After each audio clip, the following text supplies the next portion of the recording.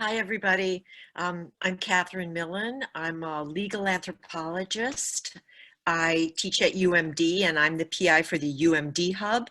And my area is in anthropology is climate and energy. I focus on commons or ownership within that, in particular things like the atmosphere, but also the sunshine, solar energy, and things like that, which can be reframed and given common property status, and then build institutions that can allow for local communities to be owners. So those are the things I focus on, and my research is in community solar and creating a model for community trust ownership for low-income communities, so that using a wealth fund, we can have a different economic structure for the benefits of solar energy to go into community programs. So that's the research, and I'm going to be talking more about the teaching stuff and our power dialogue later. But let's see, I was thinking of the word that brings a joy to me right now is springtime. I don't know how that's going up there, but we've got a lot of great snow melt and you know, little bits of green grass coming up here. Yeah, so that's me. Kathryn, at this point, I'm ready to turn it over to you, if you're okay with that. Go ahead and share what you have about your Duluth Power Dialog, and then we'll have some discussion, and then you can let us know how you feel about questions during or after, and I'll just kind of let you take over. Okay, sounds good. So I'm going to try to do a screen share, but let's see if that works. So yep. You do? Okay. I just wanted to show you that all right. So this is the last year's, and so you can kind of go up. I just wanted to alert you. You can go to and find the course and the you know, the poster and some information about it. And you can even see if you go here, you can see a video of it. We taped it. And again, this was 2019, and you know, well, we'll see when this comes up. I can show you a little more. So what I want to do today is just tell you about this event as a living lab. So can you see this? Yep. Can you see this? Yep. Global climate crisis and its relation to complex fossil fuel energy system. But you all came here for the same thing, to have a productive discussion and save years. So, before I introduce you to our moderator, Team Danger, and the Theater for Public Policy, who will help us approach crisis and complexity through comedy, I'm going to alarm you with a few facts. Okay, so I'm just going to stay over this. So we rent the community theater in downtown Duluth. We invite the Theater for Public Policy. You'll see them in a minute. They're comedy improv actors. And we have experts on stage to answer questions. The student introduces, together the class writes the introduction, and the student does an introduction to set things up, and then the experts answer the student's questions. So I just want you to see, this is how it looks at the end, and this happens about midway in the course, towards about the last month of the course. I want you to see, here's the,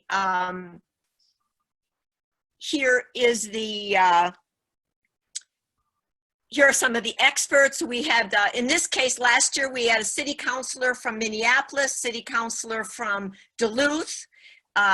Minneapolis is much further ahead in energy transition than we are, so we wanted to learn from Minneapolis. We had the head of our energy transition lab from the University of Minnesota, who's a legislator and also has written legislation for energy transition here from Minnesota.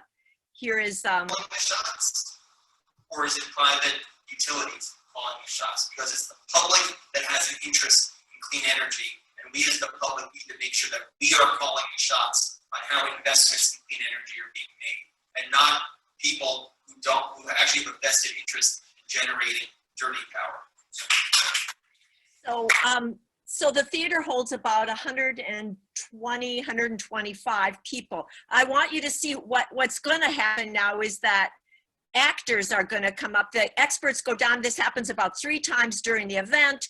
Actors come up. Experts get off the stage. Actors come onto the stage, the comedy improv, and they act out skits. Okay, what's that tone?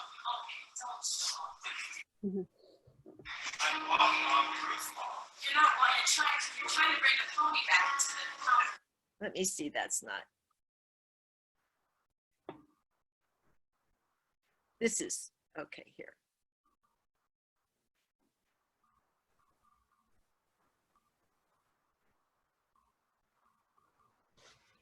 So I'm in the death spiral. Come on, you tell me you can't. I still need you. Why are you so mean to me? You know, I Friendly mean. Not letting me raise my rents. Got it. Give me one more decade. Promise? I promise. You mean it? I do mean it. Crossing your legs and your fingers. All right. Ah! 7 more years. 7 more years. 7 now. Yeah.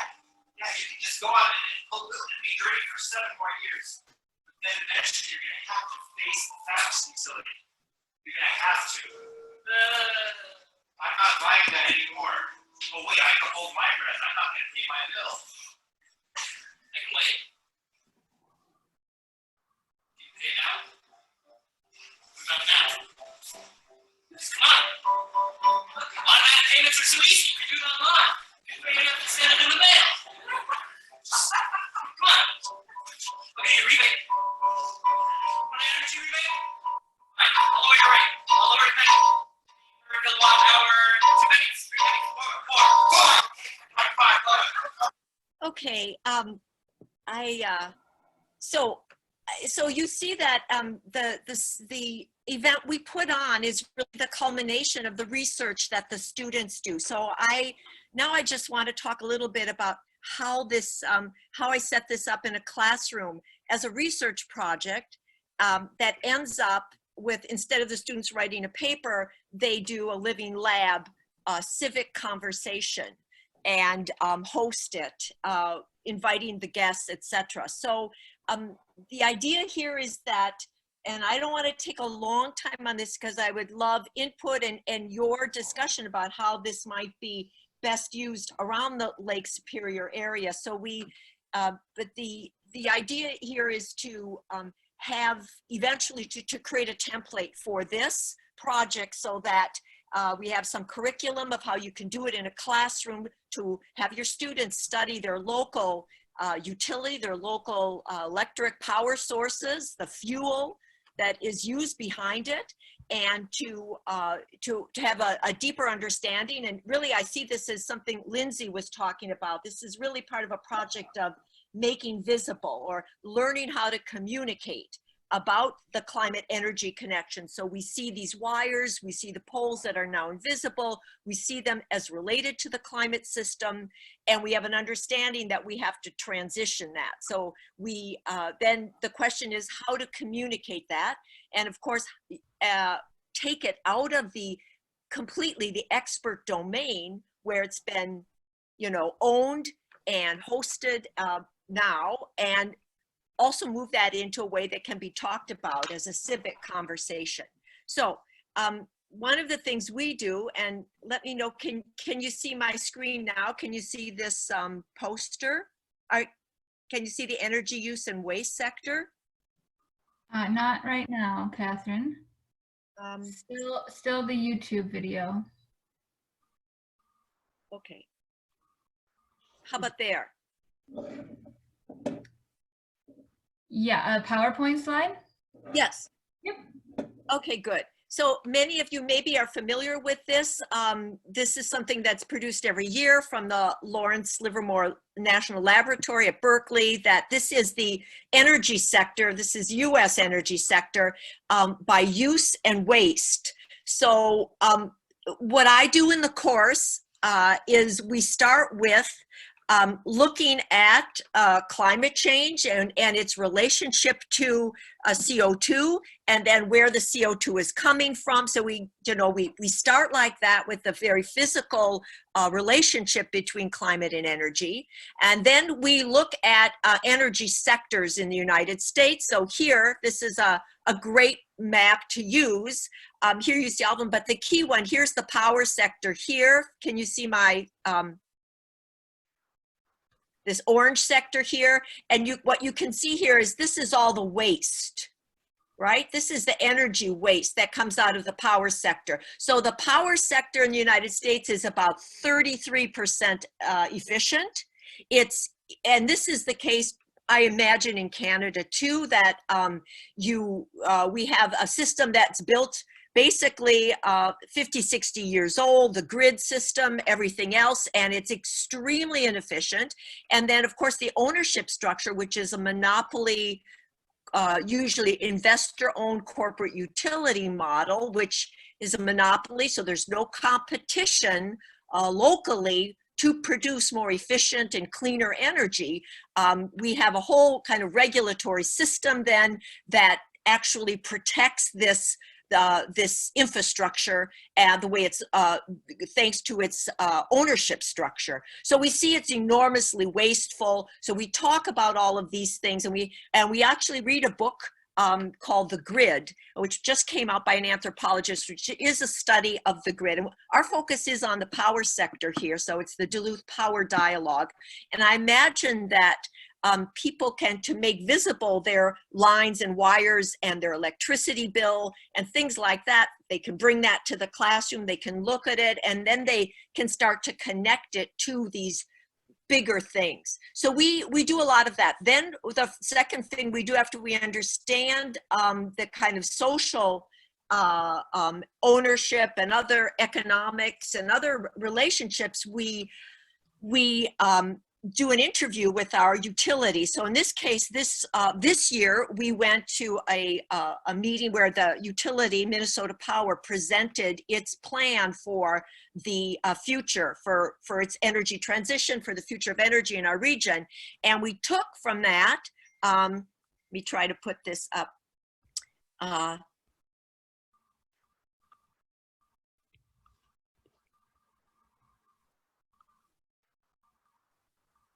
All right. So do you see another, just a document now? Yes. Yep. Okay. All right. So we took from that the kind of key things. These are the questions here that we had about what our utility was saying they planned to do. And so then we started to investigate that, and we came up with topics for the Power Dialogue that they wanted to talk about. So here they are. Our topics were, and we kind of put them in here for our poster. We tried to bring everything down to a kind of tagline, kind of graphic art, presentation mode. And eventually that was our goal in communication. But we did this work and looked at, picked out a couple of topics and figured out who we had questions, who could answer those questions, what experts we could invite to be on stage.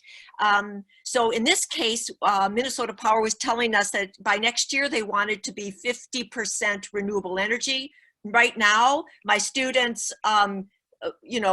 kind of investigated the actual fuel mixture right now for our power utility, and it is close to 60% coal.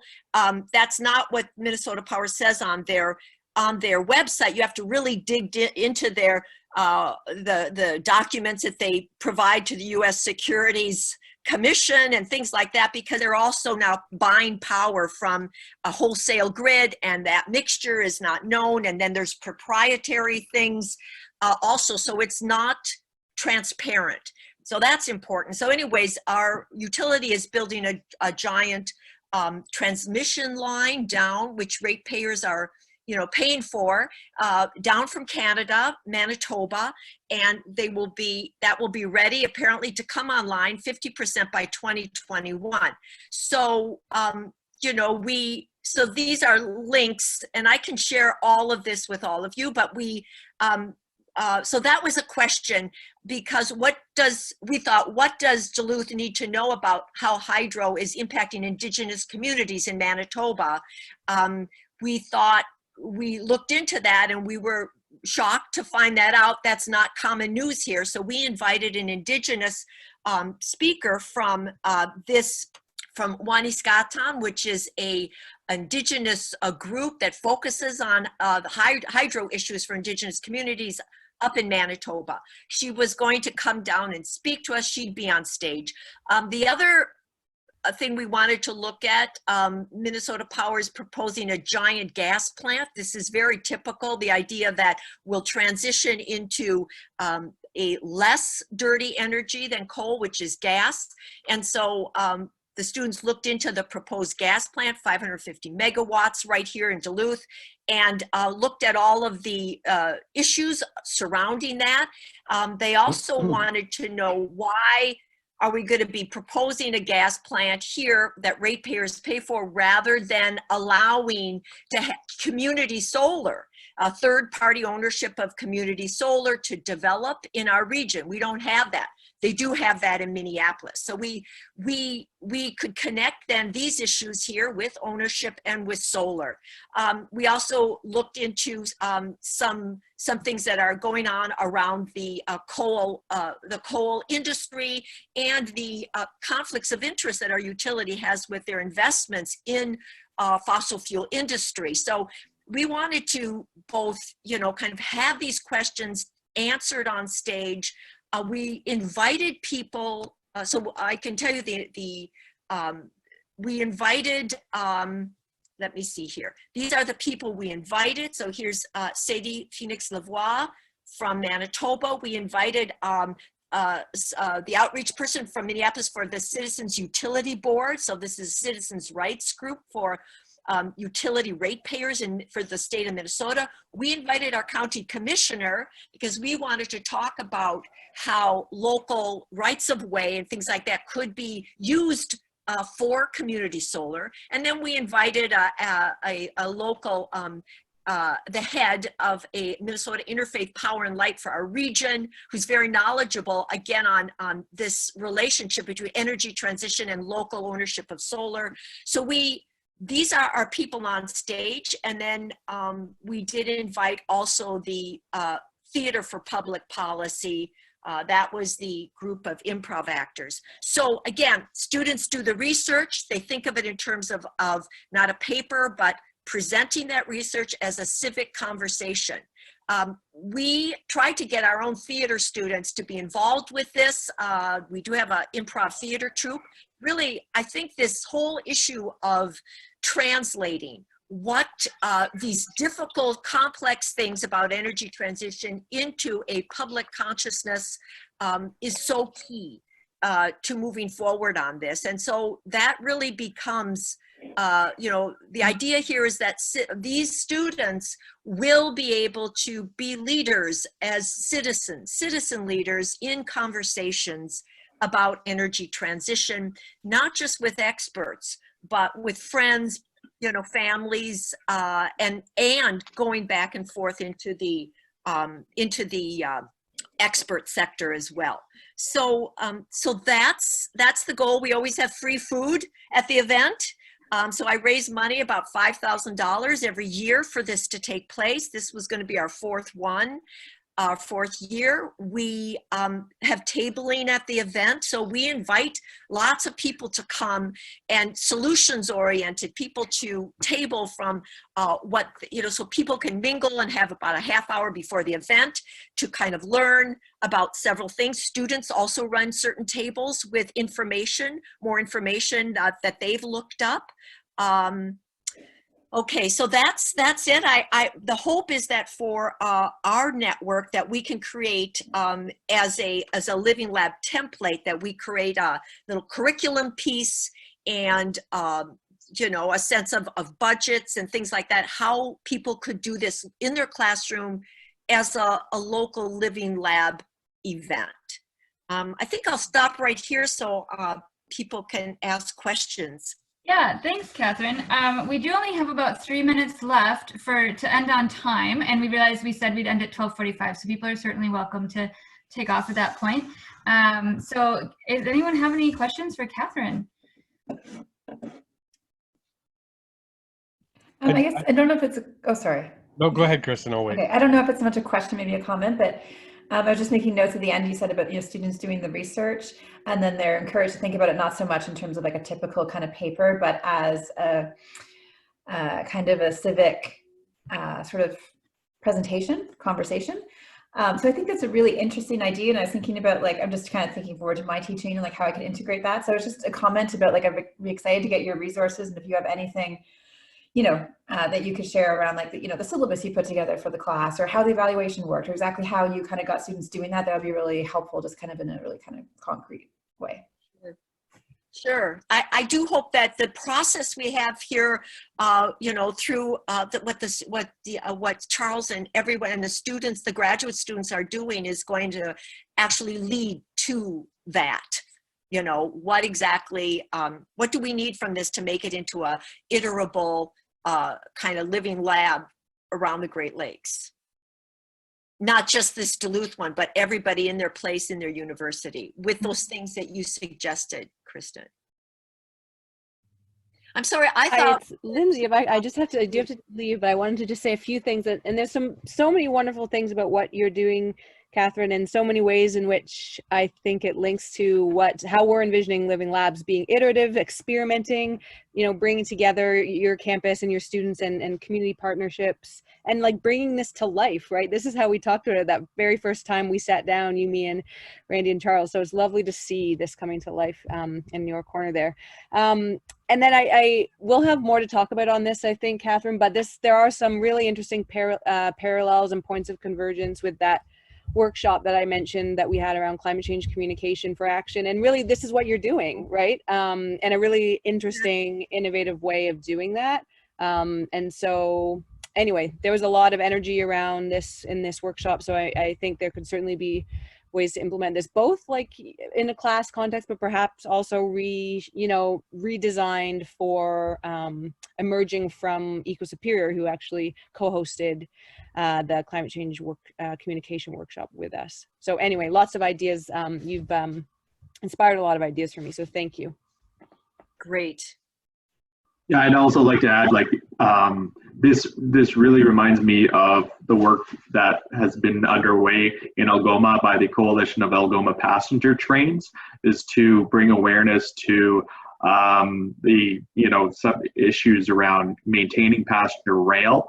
And I think this this kind of format would be really good to engage maybe a new audience. And so I'd like to connect you with Linda Savory-Gordon, who's been leading that effort, and maybe there could be some ways that we could see some theater and that component be part of Algoma University, because they have been connected with Nordic Research Institute as well around their policy development. So that's great. Thank you for sharing this.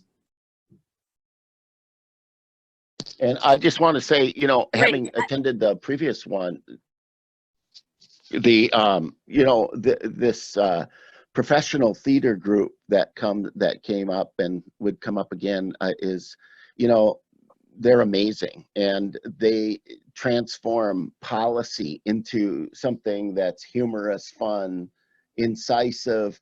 And, you know, the key guy has these amazing skills that are incisive and insightful at the same time as he's sardonic and, you know, just really cutting. So it's really successful. You know, the hope is that our theater students will be part of this. I really try to bring the theater students into this so that they're translators and they can learn from what the professional ones are doing so that next time they do it themselves. The students all are working together on this. And again, in smaller communities where you don't have the professionals to come in, how do you do that? And just real quick, one exercise I have my students do is that they have to take a policy issue and translate and do a script where they use a genre. It could be the Western, it could be a romance genre, it could be the reluctant teenager talking to their parent genre. And they have to translate that policy problem and solution into that kind of skit. So so that's what the improv people do, and there's ways we can actually use that in the classroom. Fantastic. That's really awesome, Kathryn. I really enjoyed hearing about this. Thank you. It sounds like everyone's really stoked on the work you're doing. We are at about 12:45, 12:50. So people, if you need to go, just log out and we'll see you next time. I will say our next mini meetup, before we lose folks, is Thursday. It's a Thursday next time, not Wednesday, April 23rd at 1 p.m. Eastern, noon Central Time. Laura Wiper will be presenting from Sault Ste. Marie, and so we'll get some representation from that hub, which is exciting. So that's our next meetup. I will send an email reminder, of course, and we hope to see you there. But Can I say one thing in closing? I forgot that today is the day that our event was supposed to happen, the 25th, and so you can imagine we had everything ready, and it was canceled. So just wanted to say that it was today. So I guess it's fitting that I'm doing the presentation today. Mm-hmm.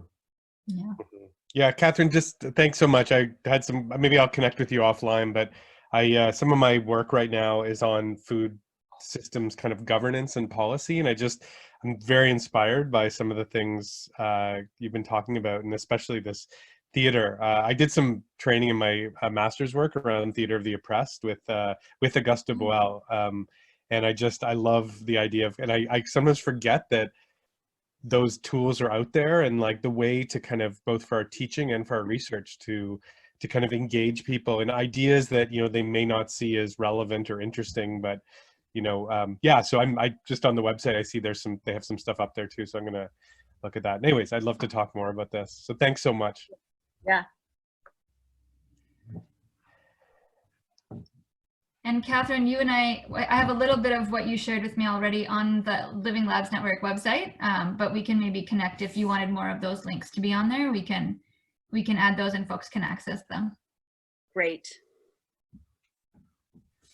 Okay, good. I look forward to using this whole event and making this over the next 2 years something that we can all think of as a curriculum and create some kind of way to move things that have been in modernity taken into expert domains and move these back into civic conversations. Absolutely. Thanks so much for sharing. This has been great. Stay safe, everybody. Hopefully we'll see you at the next time. And yeah, have a great day. Bye.